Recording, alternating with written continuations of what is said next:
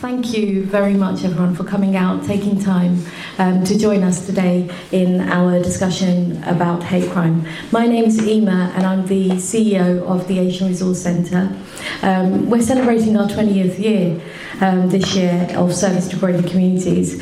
We were formed in 1999 as a voice for Asian and minority ethnic communities to increase the quality of life and deliver services to Croydon communities. You can find out more about our work on our website and our Twitter, which is @ARCCLTD. So again, thank you for coming, and this event, the United Against Hate Crime event, is a partnership event by the Council, the Police, Tell Mama and ARCC. So I want to say thank you to our panellists and the organisations who've joined up to do such an important event. The fact that we had around 60 people book onto the event just shows how important hate crime discussions are. I want to introduce you to the panel, but before I do that, I have to do a little bit of housekeeping. I always forget this, so I've been told strictly I have to do housekeeping. We are not expecting any alarms today, are we, Richard? No. So if the fire alarm goes off, it's a real fire. It's not a test. Please cross the road, exit through those doors and just cross the road.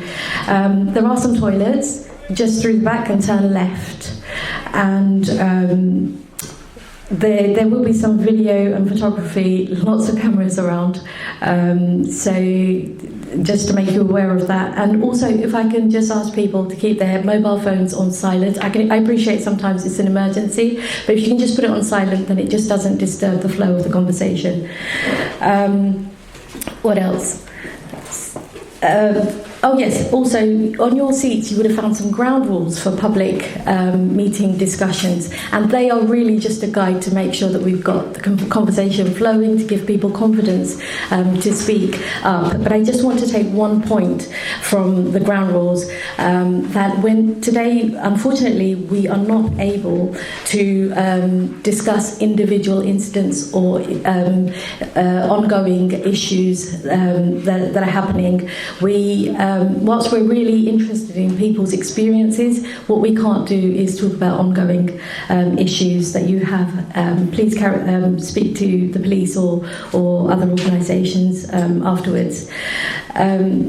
Also, on your chair there are blank pieces of paper. I appreciate that not everybody wants to speak into the mic, but if you don't, then feel free through the discussions, if you have a question, pass it to any of my staff who are all wearing big badges, so you see them around. Pass the slips to them, and then I will read your question out. I endeavour to read everyone's question out, but I also know that we're finishing at 6 o'clock and we started late, so I will try my best. So the format of today's meeting really is a panel discussion followed by question and answers and next steps. There will also be a networking opportunity at the end. So if I can turn my attention to my panel.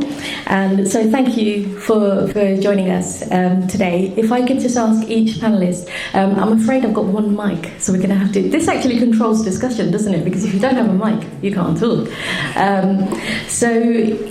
If I pass it on, and we'll start from yourself, Iman, if you could just introduce yourself and your role. Thank you, Ima. Good afternoon. My name is Iman, and I'm the director of Tell Mama, which stands for Measuring Anti-Muslim Attacks, and it's a hate crime agency that supports victims of anti-Muslim hatred and Islamophobia. Good afternoon and Assalamu alaikum. My name is Rahman Anwar. I am the regional outreach officer for Tell Mama. Good evening, my name is Sharon Kilbourne. I'm a community engagement coordinator at London Borough of Croydon, but one of my roles, one of the areas that I work around is around the hate crime. Hi there, my name's Hamida Ali. I'm a councillor for Woodside Ward and the cabinet member for Safer Croydon and Communities, so community safety including hate crime falls within my portfolio. Thank you. And the empty chair is actually who will be joining us in a bit. Unfortunately, because of the incident that's happened, Craig Knight, who's the Chief Inspector of Police, Croydon Police, has had to attend an emergency meeting, so he will be joining us a little bit later. And I know that Councillor Ali has to leave a little bit early today because of the same reason. There's a meeting emergency meeting that you have to attend. I also have a panel of experts, so we wanted to make sure that we covered the whole spectrum of hate crime. And so I want to say thank you to my expert panel. And if I start from yourself, Shakil. Sorry, I have to get your surname. Shakil Koka, you are the chair of the Independent Advisory Group to the police. Thank you for coming. We've got Bushra Ahmed, who is the vice chair of ARCC and also community activist. Thank you. And we have, of course, Asifa Lahore, who performs as Britain's first out Muslim drag queen and is an LGBT activist. Thank you for your time. And we have James Kelleher, who is the CEO of Disability Croydon.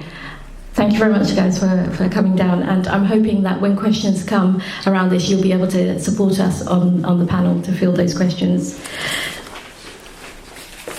So ARCC has been running a hate crime project for around 2 years now. So the topic, we're both interested and concerned with hate crime genuinely. We operate a local hate crime hotline. You'll see some posters up with the hate crime number. And this is our third public meeting. The first two were around post-Brexit hate crime and affecting local businesses, so discussion with local businesses. We've also been carrying out quite a lot of consultations with local people. Our latest findings show that 77% of people that we asked had, or their families had, been victims of hate crime incidents or hate crime. So what does the government define as hate crime? I think it's just productive that we all have the same understanding in the room. And so I looked at gov.uk and I thought, what is it that the government's telling us hate crime is? So hate crime by definition is crimes committed against someone because of their disability, transgender identity, race, religion or belief, or sexual orientation.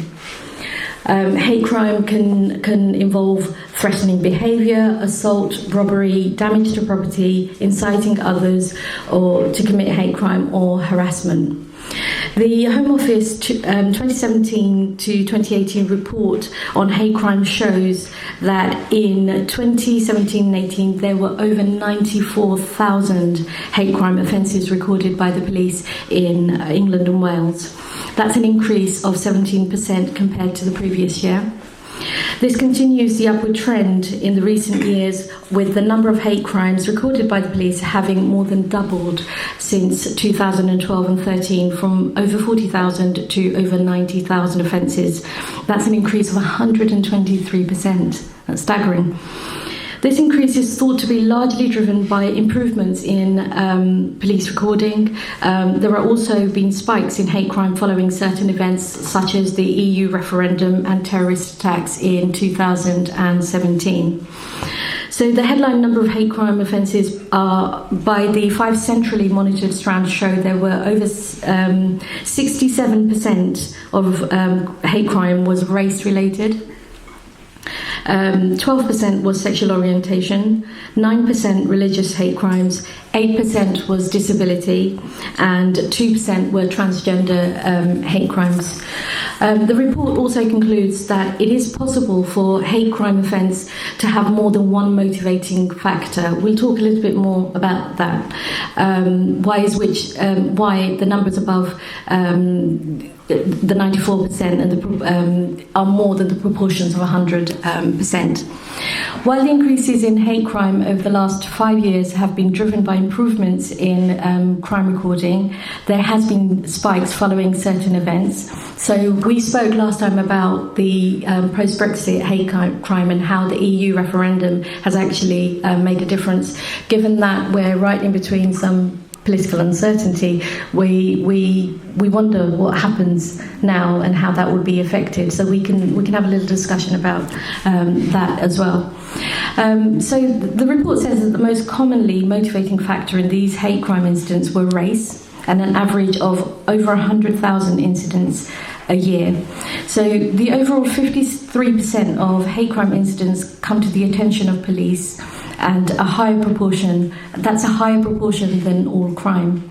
And around half, 51% of the victims of hate crime were fairly satisfied with how the police dealt with it. So that's really another conversation about how why hate crime's not being reported, or what sort of experience communities are having with the police. So that was the national picture. I just want to draw our attention to a bit more of a local picture. So I've got here that race hate crime, the average over the last few years was around over 2,000 reports around race hate. Homophobic crimes, there were 263. Faith hate, there were 229. And Islamophobic was 161. Disability was 80. Transgender was 25. And anti-Semitic was 27.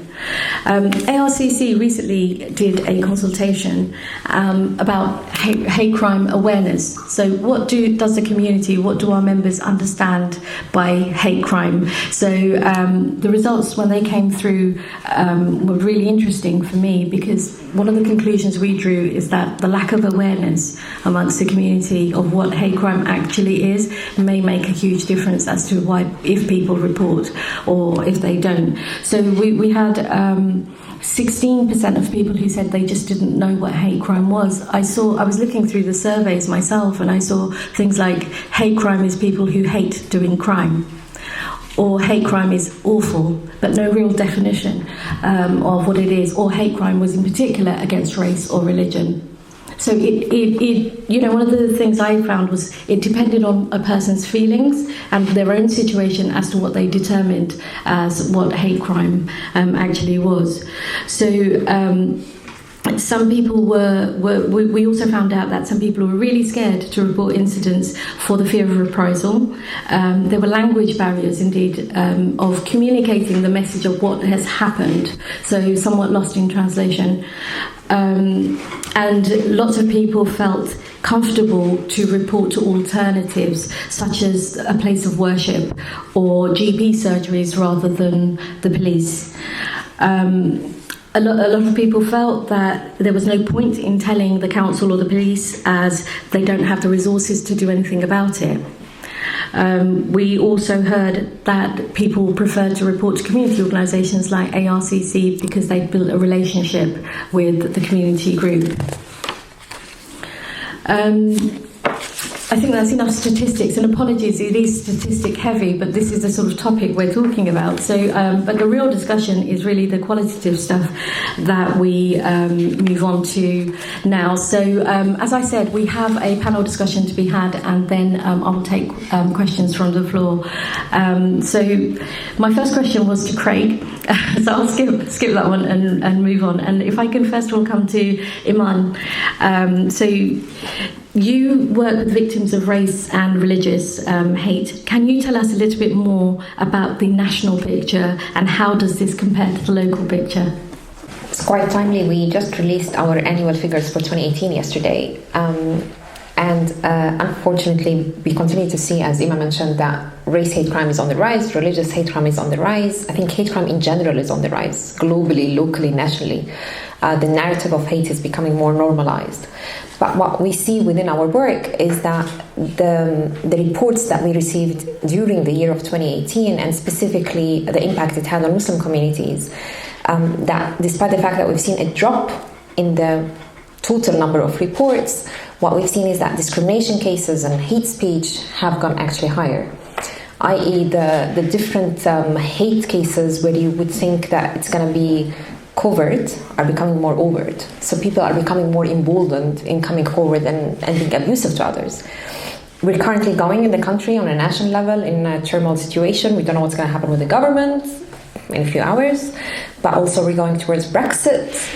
There's a whole debate that we've seen around Brexit already, that it did not only target victims of a certain race or of a certain religion, it targeted everyone who looked and sounded different. Anyone with an accent, anyone with a bit of colour, anyone with a bit of tan has been unfortunately abused on the back of Brexit. We've had the Windrush case as well that was going on, that as well brought as well other prejudices that came along with this. So there's a lot of dynamics that I think we need to look at when we look at race and religious hatred. And if we look and we reflect at ourselves, we all have multiple identities. We don't carry one identity. And there's a lot of intersectionality that we have to look at when we look at cases. So despite the fact that the focus of the work that we do is around race and religious hatred, there's a lot that we actually analyze around really the multiple identities that victims carry. And what we see on the national picture as well as on the local picture is that women remain the number one target of anti-Muslim attacks that we see.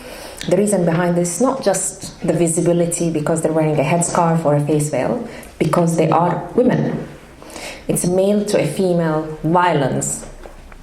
It's misogyny. And comes with that the element that the male feels that he can have a go at a woman. He feels that woman is a vulnerable, weak creature, and we're not. And then add on top of that, that woman is visibly Muslim.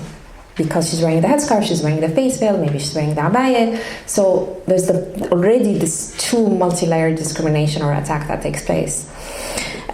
Majority of the perpetrators are unfortunately male and as well from a white background. A younger generation we see is on the rise that is actually unfortunately taking that abuse, whether it's online or on a street level.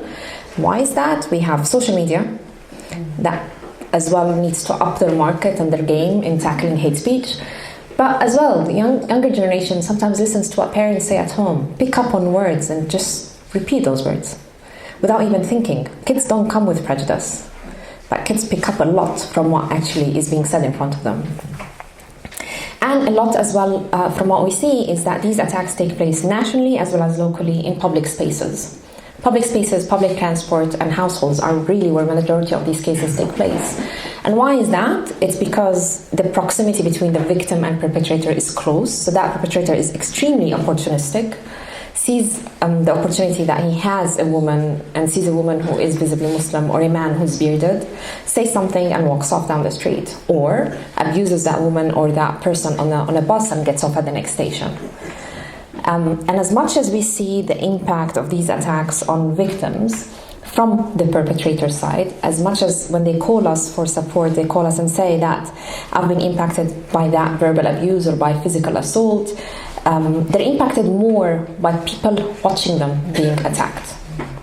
So day in and day out, we hear it from victims that report into us that what we are really more worried about is that bystanders that are watching us really being attacked and not doing anything. Whether it's verbal abuse, whether it's physical assault, or whether it's any other matter, or discrimination in the workplace. And we always call on people not to put their lives in danger. We don't say for anyone to put their life in danger, but all we say is that it'd be good for us to stand up against any hate that we see. To go and check on a victim, to check if they're okay after an abuse or an attack is important. To actually come forward and report it is important. As a witness, it's important to report such abuse that you see, because it builds a whole picture of really what's happening on a local level, on a national level, for organizations like ourselves, for the police, for local authorities to be able to act on these things. So when we look at race and hate and sexuality, and we look at today at us as individuals, we need to reflect really on an attack that might take place on a loved one that we have, on a friend that we have, on a family member that we have, and how do we act on that? And do we really have to talk about this certain person from a certain religion having attacked more than that person from another religion? And sometimes you feel it's a competition, and people are competing. No, Islamophobia is higher than anti-Semitism. No, anti-Semitism is higher. No, homophobia is higher. Let's not look at all of this. Today, our country really is in a turmoil situation, and it's all about us united to come together and stand against the hate that we see. Thanks.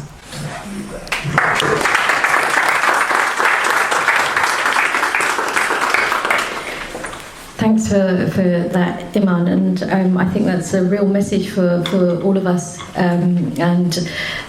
Today, whilst we talk about the details of different types of hate crime, it is important to understand that hate is hate, and that is, I guess, the unifying factor when you brand it all together and say that, no, sure, I understand that, but what I'm saying is, if you don't prioritise one hate over another, it's important that we will understand that every victim feels victimised, and we should give them all that importance.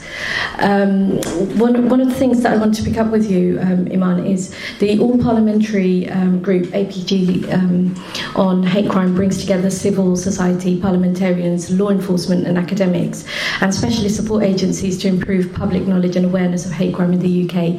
They were looking at a clear, concise definition of hate crime and what it should involve. You recommended misogyny within that, and intersexual hate crime, intersexuality of anti-Muslim hate and misogyny. Could you tell us how much you've progressed with this and where this stands at the moment? I mean, year on year, again, with whatever we see in anti-Muslim hatred and Islamophobia, I mentioned that women are the number one victims. This year we've seen that 58% of women are the number one victims of anti-Muslim hatred, and it increases every year. I mean, we're almost going to reach the 60%. Again, with the language and the abuse that is there, it's misogynistic, as well as the abuse as carrying the identity of being a Muslim. There's a lot of discussions around having misogyny as a separate flag in hate crime, and there's pluses and minuses to that. On one hand, the plus to that is that people maybe will acknowledge it more.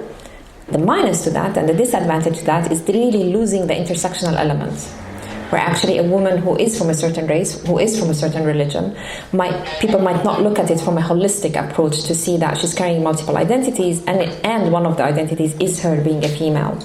So it's something that is under discussion. Definitely, we do flag ourselves misogyny and anti-Muslim hatred, because how we get the gender element, and it's something that we need maybe to explore further to really see with other organizations that tackle issues around misogyny and other feminist entities, to really see how we can work together to actually push that narrative forward, that really sexism and misogyny is wrong and needs to be taken seriously, and at the same time not lose the other identity side of things, which is really the race or sexuality or religion that victims will carry with them.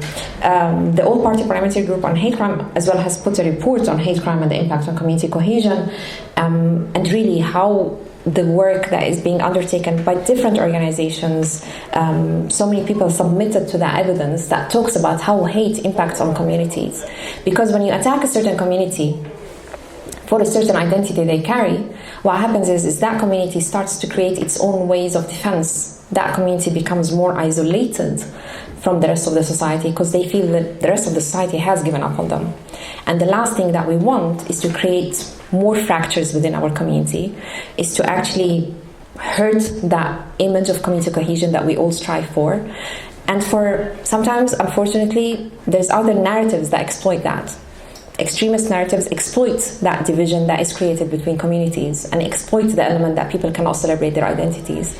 And none of us want extremism on our streets. We don't want polarized communities. So again, we need really to look on how that impacts our communities and really take hate seriously.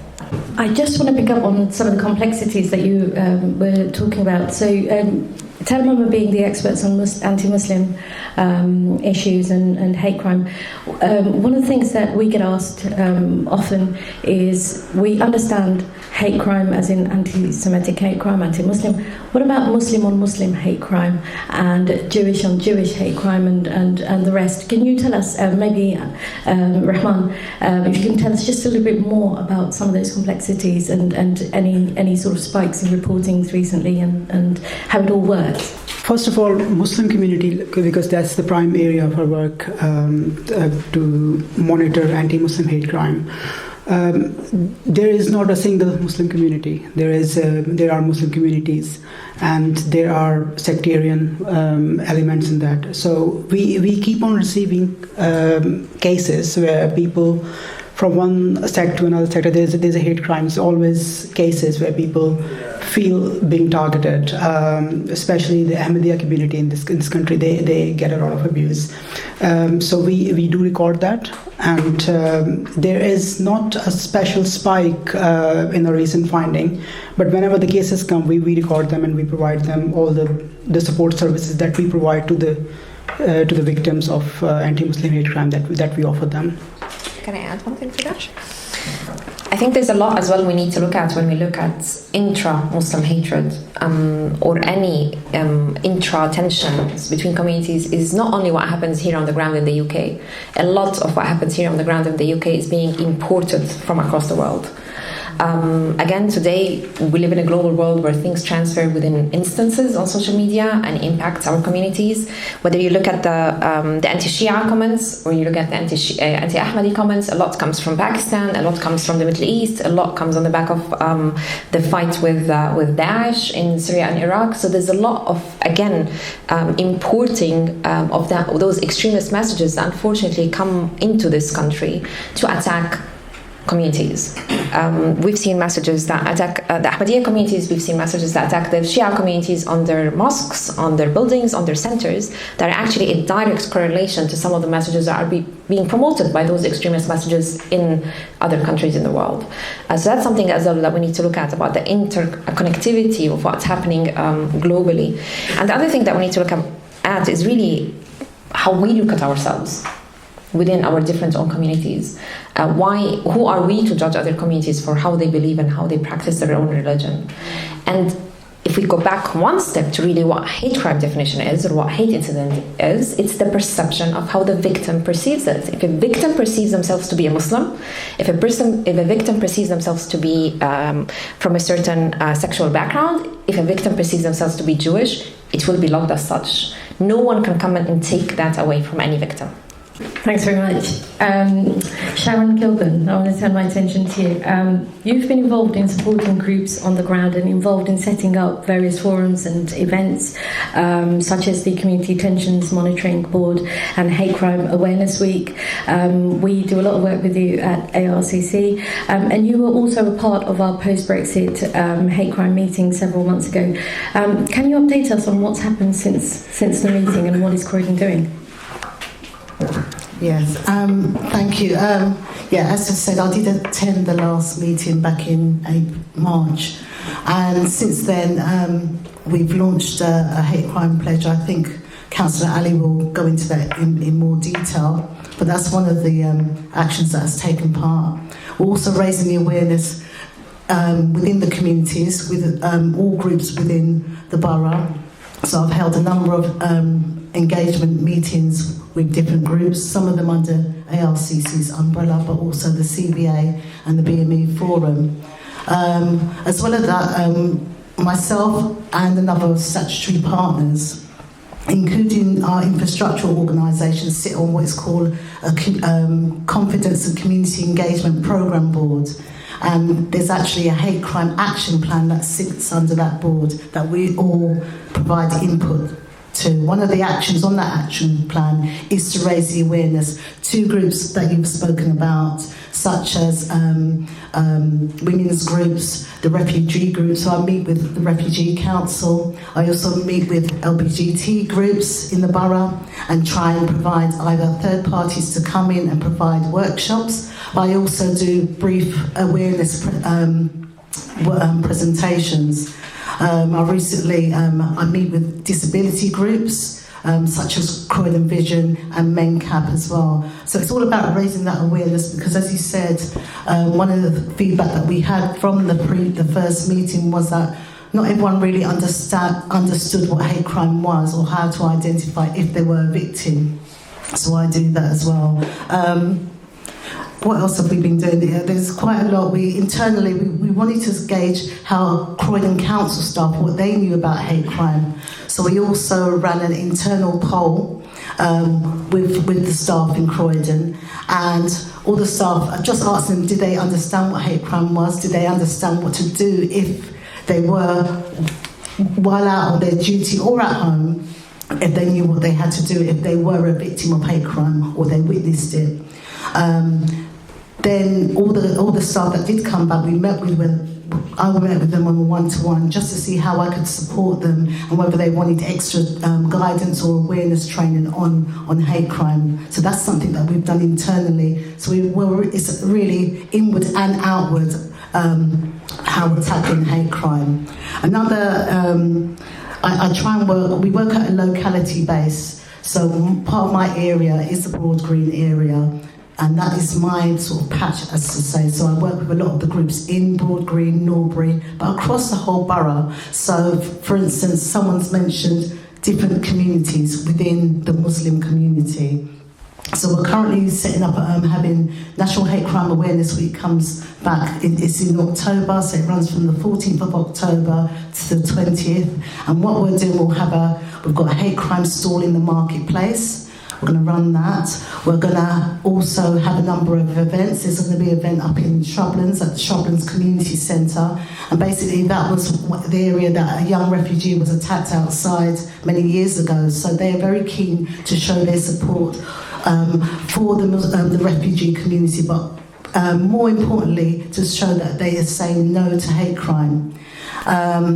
So there's a number of initiatives. You will see me dotted around. And if anyone does know of a group or a community that needs some hate crime awareness training, please make contact with myself via the ARCC, and I'm happy to come and talk to you.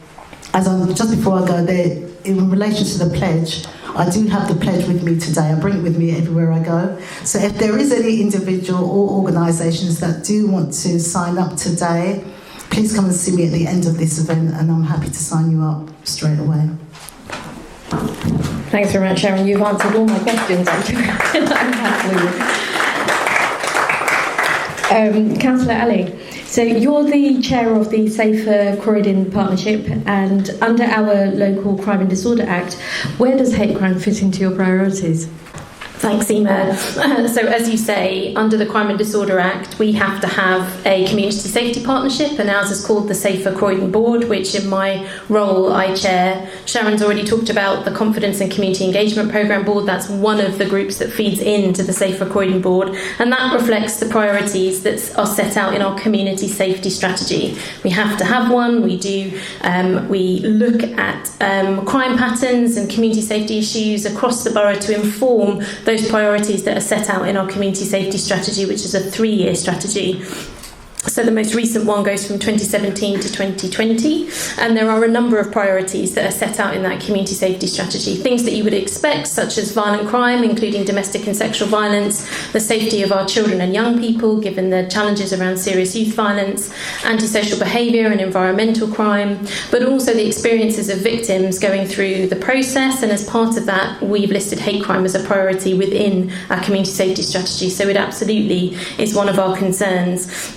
And as Sharon talked about, there's a hate crime action group that is actioning that priority within the community safety strategy, so that action is being taken as a result of that being a priority. And some of the things that are being looked at are around victim safety, reducing repeat victimisation, looking at identifying and targeting offenders. There's a whole range of things that will be looked at in relation to that.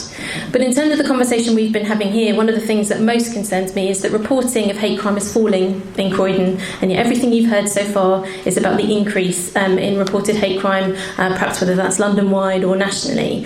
And one of the things the Safer Croydon Board receives are the statistics around the different priorities that we are looking at, and one of those is hate crime, and it is falling rather than increasing. We have seen the similar spikes, so we talked about post the referendum and post terrorist attacks in 2017. Our reporting reflects those trends, but broadly it is falling. So we might come on to the anti-hate crime pledge. That's one of the reasons why that's so important from my point of view. In terms of the types of hate crime that we experience here in Croydon, Emma talked about race hate crime being about 67% of hate crime across the board nationally. That certainly reflects our experience here. It's about 2/3, followed by different types of religiously aggravated hate crime, followed by homophobic crime. Disability-related hate crime is most underreported. I mean, they're all underreported, but it's particularly noticeable how few disability-related hate crime offences that we receive. But that's why this is such an important priority from my point of view, the work that ARCC, the Council and others in the community are doing, because the more we can be raising awareness, it's really important that people have the confidence to report, and they know how to report, and it needs to be really easy to report, because without a real true picture of what's happening in Croydon, we can't put the resources that need to be to tackle that issue. And I think it is always a challenge, I think, because one, I think people often don't realise that what they're experiencing is hate crime. Two, I think we heard it in the feedback that you've heard from the community, Ema, about what's the point, no one's going to do anything. And thirdly, how easy it is to report. So obviously in an emergency one should always call 999. 101 is another important route, but that can also be a challenge. Online reporting would probably be the easiest way, but not everybody is comfortable with using those forms of reporting. So from my point of view, another important part of the activity we're doing is about raising awareness about how to report, so that we have a true picture of what is happening here in Croydon. Also, a part of our board, we have a tension monitoring group. I think Tell Mama brought up that sometimes there's events that happen internationally, outside of London and here in Croydon, that can have an impact on the spikes in hate crime. So what we have a tension monitoring group that's made up of all statutory partners as well as community groups. And if there is an incident, be it here or abroad, we convene this group together, and we send out a template to our infrastructural organisations, asking them just to gauge community sentiment, how the community are feeling after an incident has occurred. And then the group decide, depending on what's come back from the communities, whether it warrants having an emergency meeting and then looking at what action we can take. We're now about coming up to the official exit of at the end of October, and with that in mind, we are calling together a group probably early in October, just to prepare ourselves and ensure that we as a community, as a borough, are ready in case of any heightened tensions within the borough. So that's something else that we're doing. Thanks very much, Sharon. Councillor Ali, if I can just come back to you. So several times we've heard mention of an anti-hate pledge that Croydon Council's set up. My question to you, Councillor, is so what? Why do it, and why should people support it? Thank you for the question. Good and important question. I think what we've talked about a lot today is about the importance of raising awareness about what hate crime is. That often in the response to some of the conversations that ARCC and others have been having, people don't always know what hate crime is. And this is one way to be able to raise awareness about it. So one of the initiatives of the Safer Croydon partnership has been to set up an anti-hate crime pledge. You might have seen the posters in the deco boards around the borough during a couple of weeks in July. It was also promoted in our Your Croydon magazine, and I'm sure that Sharon's already talked about the fact that all of you need to sign it if you haven't already before you leave. But it is a way, from my point of view, of raising awareness, but also making a really clear statement that there is no place in Croydon for any type of hate crime, and it is an opportunity to raise awareness and make clear that any crime that people experience that is motivated by any part of their background and the range of characteristics that have been talked about is a crime, and it needs to be reported and it needs to be tackled. And this is something that individuals, whatever their background, whether they've been a victim of hate crime or not, can sign in solidarity against hate crime, and that organisations within Croydon, employers within Croydon, can also sign to demonstrate their support. So I think to date we've had over 350 people who have signed as individuals, and over 30 organisations that represent over 7,000 members of staff also sign. One of the things, as Iman was talking, that made me think about ways that we could perhaps look at the pledge is about the role of bystanders. bystanders, and perhaps what we could be doing to review the pledge in terms of giving advice about what all of us, when we witness things, and I'm sure we've all witnessed things, and some of us might have intervened and some of us might have not, and I wonder whether we can be doing absolutely, as Iman said earlier, in terms of recognising individual safety, but actually the importance of challenging when inappropriate behaviour is taking place. I think that is a really interesting reflection that I've had on the panel. But that's the purpose of the pledge from my point of view. Really clear statement against hate crime, raising awareness about it, because it is, one, so underreported to begin with, but actually reporting is falling in Croydon, so it feels to me that we've got an even bigger challenge there, and to make clear that there's no place in Croydon for any form of hate crime. Thank you very much, Councillor Ali. If I can turn my attention to our expert panel, and that just kind of picks up on something you said, Councillor Ali, about reporting going down of hate crime. Shakil Koka, you are the chair of the Independent Advisory Group on Policing Issues that may cause concern to local people and communities. As a link between the police and the community, are you convinced that hate crime is on the decline, or is this just a matter of less people reporting it? Thank you. Good afternoon, everybody. Before I answer that question, if I can just take a minute to explain the role of the Independent Advisory Group. These independent advisory groups were set up after the Stephen Lawrence murder in 1996, and one of the recommendations of the Macpherson inquiry into that murder was that the police needed better ways in which to engage with the local community and understand the local community, because clearly that wasn't working very well, as the investigations proved. And so each borough in Croydon is supposed to have an independent advisory group, which is made up of volunteers that are recruited with different backgrounds. We go through an interview process which you have to pass, and we have to go through a security check as well, because quite often the police share highly confidential information with us, which clearly can't be released into the public domain or certainly the media. The Croydon IAG is one of the oldest IAGs. It was established in 2004. I've been the chair for almost 5 years now, and I've been a member of the IAG for about 10. We act as independent, critical friends to the police. In other words, the advice that we give to the police on policing issues that affect the community are independent. We have no access to grind, and we are critical. So quite often the police don't like hearing what we have to say, but they'll listen, and then it is up to them whether they adhere that advice or not. And if they don't, then clearly there are we will explain what the consequences are, and quite often we build a pretty reasonable relationship. So on this issue of the question of hate crime, I think on the one hand you can have figures that give you a quantitative measure of whether something is going up or down, and if something bad is going down, everybody feels happy that yes, the trend is down. But numbers are numbers. For me, what's more important is perception. Do people feel safe? So when people are walking the streets, particularly at night as winter is now approaching, do they feel safe that they will not be attacked based on their gender or race or religion or outward appearance in terms of their faith? Or whether they're standing at a bus stop at night and whether there's a fear of attack. And I think that's a more important measure, and I think that can be obviously gained through surveys. Now from that point of view, I disagree.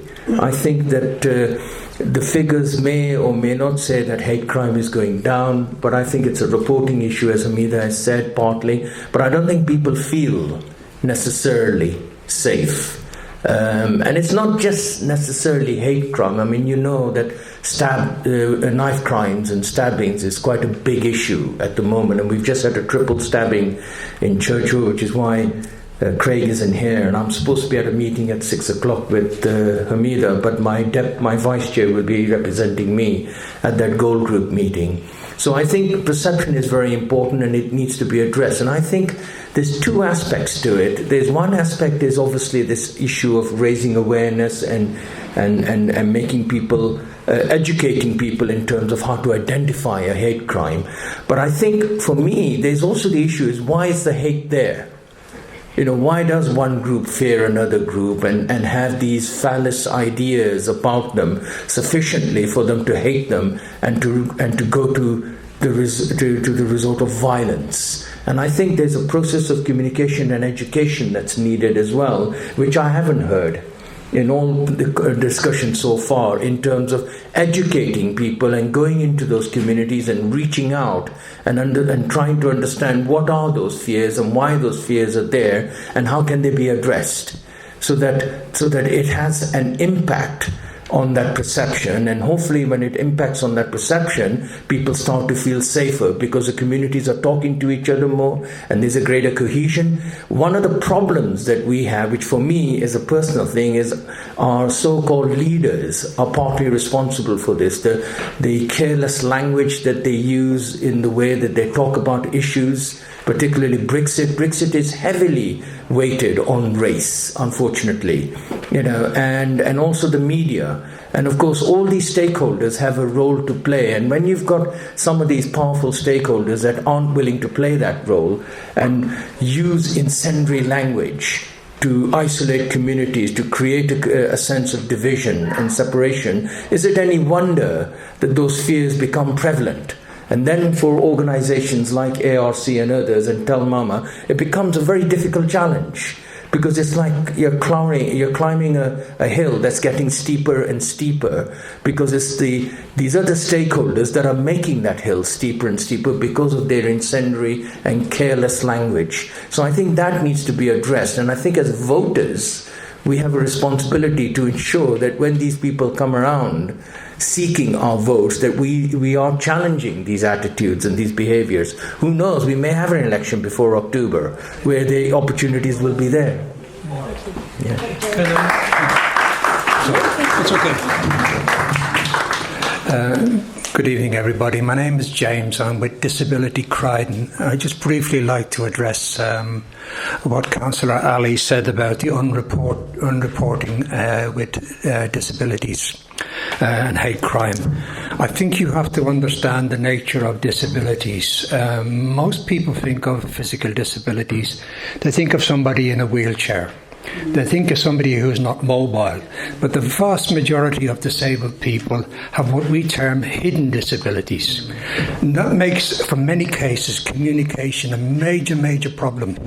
Somebody with Asperger's or somebody who's autistic or somebody who has dyspraxia does not want the spotlight on them. The one thing they want to do is disappear.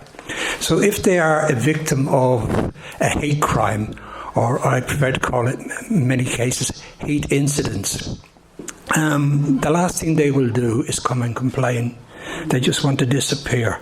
Also with a disability, it strikes me that without sort of comparing different groups, a person with a disability often cannot defend themselves.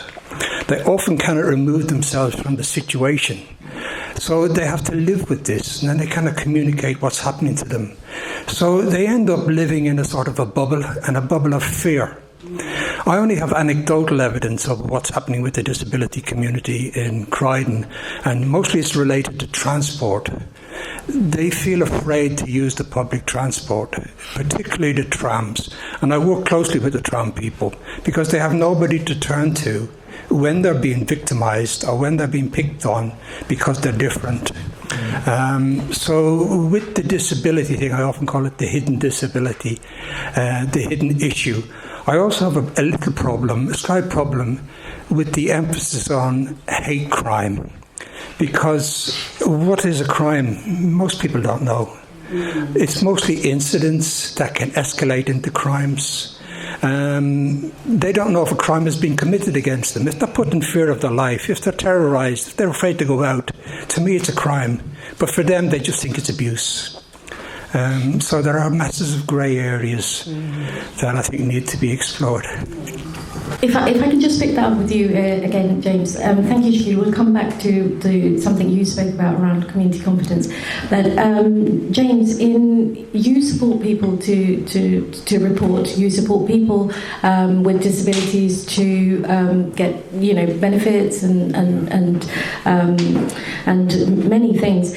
Can you tell me how difficult does the system make it for you to support disability, hate crime, or support people through that process where they may be actually cared for by one of their own, and that's where the hate might be coming from? So it might be a carer that's actually doing the crime. How easy does the system make it for you to work with? That whole area of family abuse, if you like, or family crime, hate crime, is a very, very, very difficult area to explore. They will be reluctant to talk about it. We know it's going on all the time, particularly relating to benefits and money, that type of abuse, sexual abuse in many cases. But it's a massive, massive hard area to explore. Given the nature of some people's disability, they may be not able to articulate what's wrong with them. They may feel disloyal to a family member or a carer who is supporting them. So it is very hard. The system itself, as far as like the local authorities and that is not an issue for us. It's not a problem. The communication lines are there for us to report it, and action is taken. It's just the nature of the disability itself.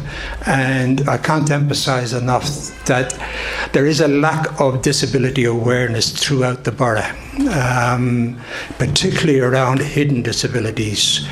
I do complain a lot about disabilities, physical disabilities, disappearing under the radar, but I think I have a legitimate case to say that.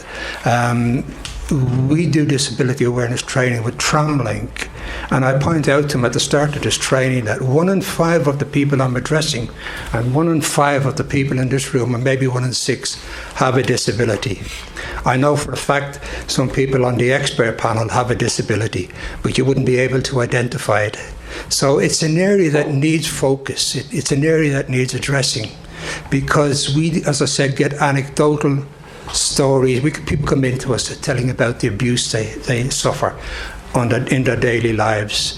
We're getting an increasing number of complaints about photographs being taken of people, posted on the social media, then being mocked in school and college and stuff like that. And it's really difficult to know how to deal with this. To give the person who's already struggling to cope with everyday life and live independently, to cope with this extra layer of abuse. Councillor Ali, because it was a response to something you said, would you like to say something?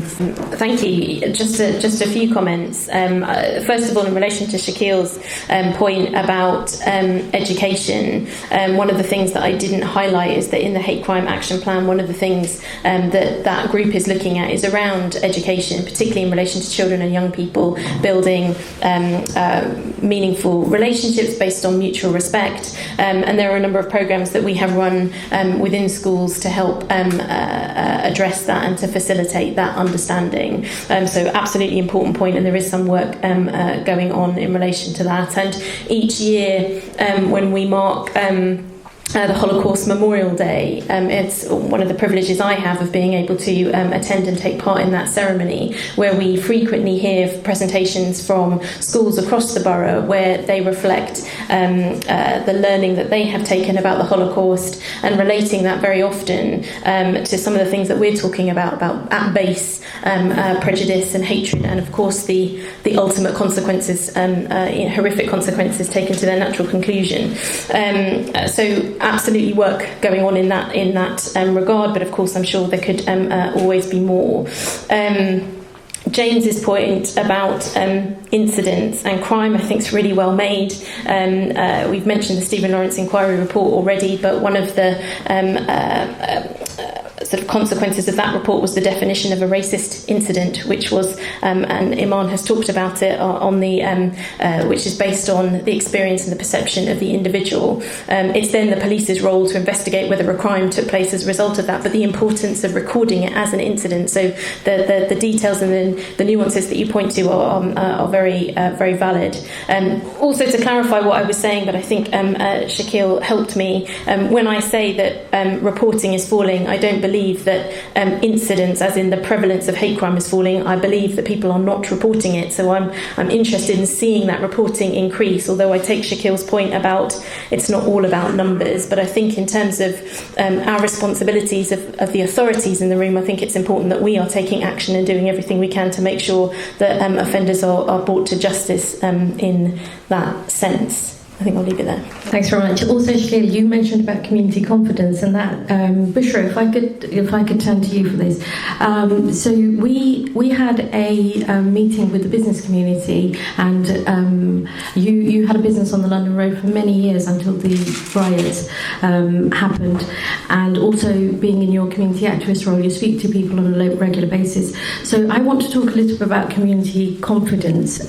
One of the things that came out of our previous meeting was that the business community confidence in reporting to the police was fairly low. Well, certainly in that room at the time that we were speaking, it was low. And one of the reasons for this was they felt scapegoated by the police. So once you're reporting feeling a victim, and then you're feeling like the criminal afterwards. So one of the things they said was that we would call the police to report being a victim of a crime, not necessarily just hate crime, and then they would be asked questions about immigration status and whether they're harbouring illegal workers and the rest. Could you tell me a little bit more about community confidence and what you've learned? Hi, yes. Just to talk a little bit about community confidence on a personal level, as a visible Muslim woman who's going out there every day, it's a little, it's hard to describe how you feel. But when you're out there and you're walking around, especially since Brexit, I think this was the change that came about. So on the day that Brexit happened, I was out in Croydon and there were 4 incidents that I recorded for myself, which, having lived here all my life, I don't think I've ever really felt, that kind of thing in one day. Little things, it's like a nudge or somebody shouting at you or somebody, pushing past you, but you know where it was coming from and you feel that. So now when I'm out and about, the difference that it's made to me, so my confidence, if I'm standing at the station, I will stand back from the yellow line. If I'm getting on a bus, I sort of try and sit near the front. And it's a change in behaviour, and I think for most of the women in my community and the people that I know who are visibly dressed like this is something that we now just do naturally. The reason we don't report is because most of us wouldn't have the confidence to. Where do you go? Somebody spat at me, somebody shouted at me, somebody deliberately, said something to me or didn't sit next to me on the bus. These are all microaggressions that happen, and when we were talking about it before, somebody said you go through 7 or 8 of these incidents before you actually realise that that's a crime.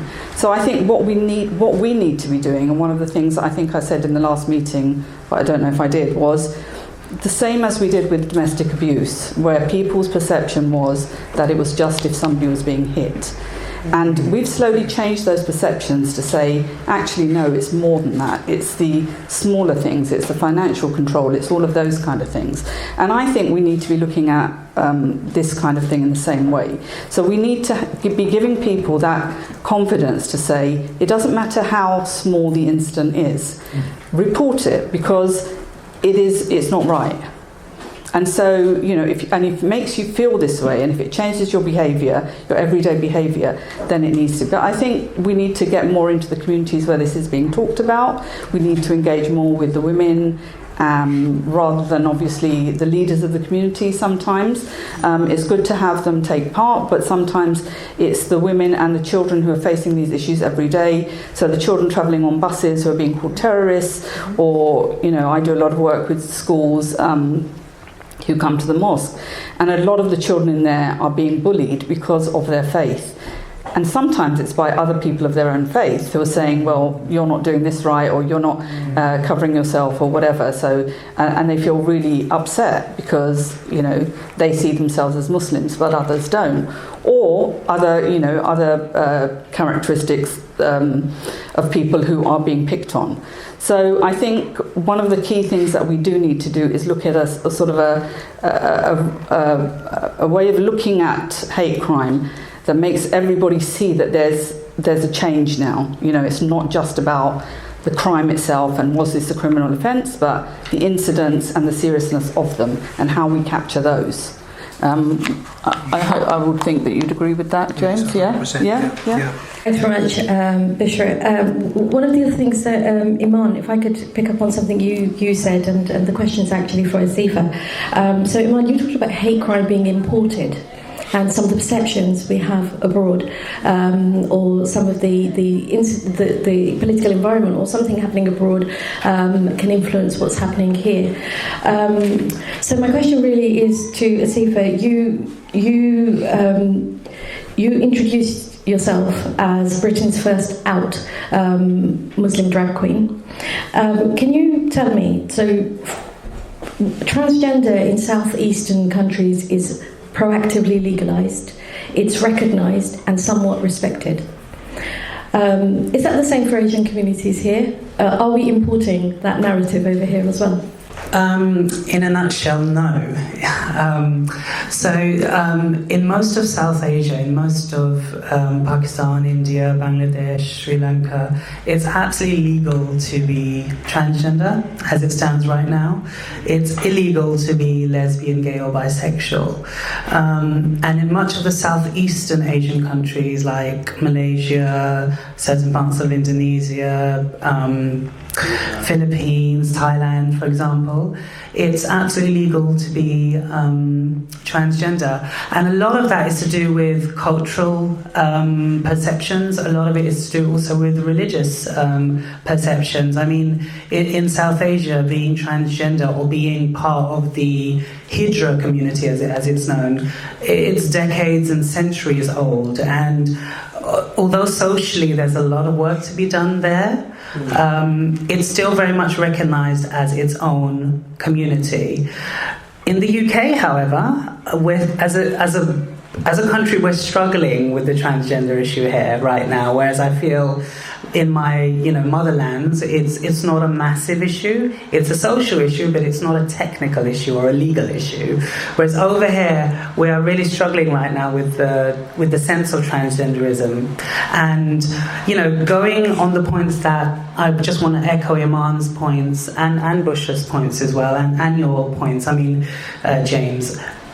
It's all about intersectionality. I myself, I'm a trans woman.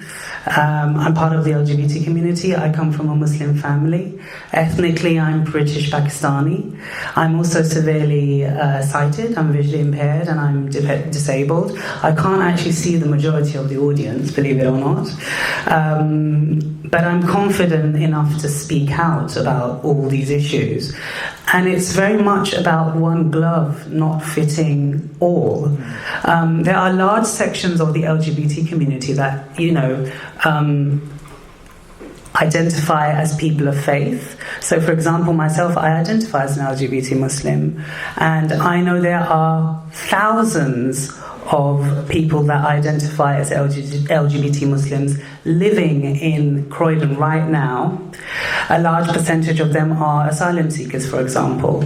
And the amount of abuse they have to go through, the amount of hate they have to go through from within the Muslim community, and then on top of that, have to deal with racism or Islamophobia within the LGBT community.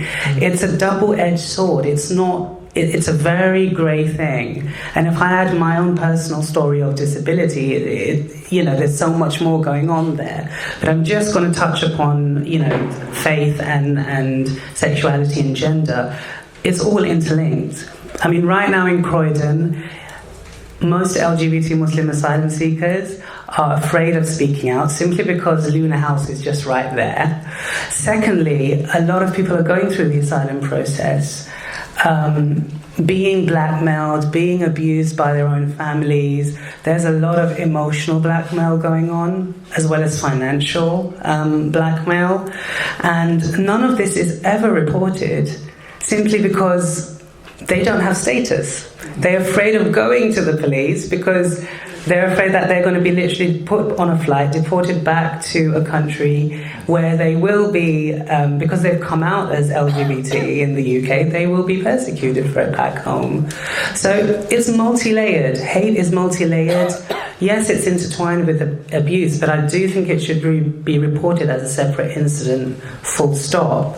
And besides Croydon Pride, which takes place once a year, and besides Trans Pals, which is a transgender support group that takes place monthly in Croydon, even though it's the youngest borough and the most diverse borough and the largest population, it doesn't specifically have its own LGBT space yet. There's not an all-inclusive LGBT space within Croydon. A lot of people feel they have to go and travel all the way across London, central London, even in North London, just to access services for LGBT people. And I think that's a massive disservice we're doing. Because I feel by having an all-inclusive LGBT reporting centre or just a space, the amounts of incidents that we can actually have on record will definitely go up. So that's my 2 pence on the matter. Thank you very much on that. Councillor Ali, again, I look at you. Did you want to respond to that at all? Thank you for the comments from everybody on the panel, including the expert panel. They are insightful and really helpful. Really interesting to hear Asifa's experience and her reflections. And in terms of responding on the LGBT plus inclusive space, we've had LGBT venues in the past, like many across London, that have declined. The Mayor of London and the Mayor's Night Czar have been campaigning about trying to reclaim those spaces back. But of course, there's an inclusion aspect to that from an intersectionality point of view, and it's really useful to hear. And that's something I will certainly take on board and see what we can do. So really useful reflection. Asifa, you're in fact a Croydon person, aren't you? I am. I live in South Croydon. I'm a resident, and I moved here 3 years ago, and I absolutely love it. Perfect. Maybe you can follow that up for us. Thank you. Right, and so that was the panel discussions. I hope you found those interesting, the thoughts and the concepts that have come up, and indeed the information that's been given.